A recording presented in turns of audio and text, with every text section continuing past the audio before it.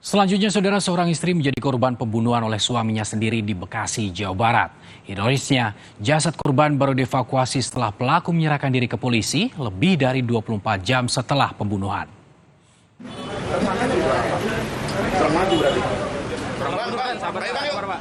Tertangkap sudah. Pelaku pembunuhan seorang ibu dua anak berinisial M di Kampung Cikedokan, Desa Sukadanau, Kecamatan Cikarang Barat, Kabupaten Bekasi. Pelaku berinisial N yang tak lain adalah suami korban yang menyerahkan diri ke Mapolsek Cikarang Barat dengan didampingi kedua orang tuanya pada Sabtu 9 September lalu.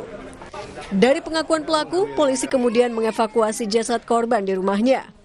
Pembunuhan dengan senjata tajam ini ternyata telah dilakukan pada 7 September lalu. Sebelum pelaku menghabisi nyawa istrinya, keduanya sempat bertengkar.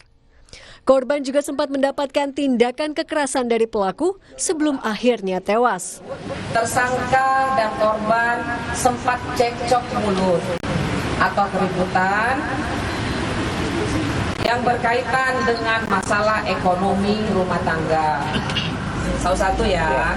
Jadi kejadian ini tidak ada sama sekali perencanaan. Jadi ini murni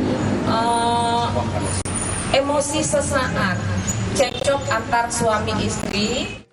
Pelaku kini dijerat pasal 339 KUHP, subsidiar pasal 338 KUHP, serta pasal 5 Yunto pasal 44 ayat 3 Undang-Undang RI nomor 23 tahun 2004 tentang penghapusan kekerasan dalam rumah tangga dengan ancaman hukuman 20 tahun penjara dan maksimal seumur hidup. Alexander Blegur, Kompas TV, Bekasi, Jawa Barat.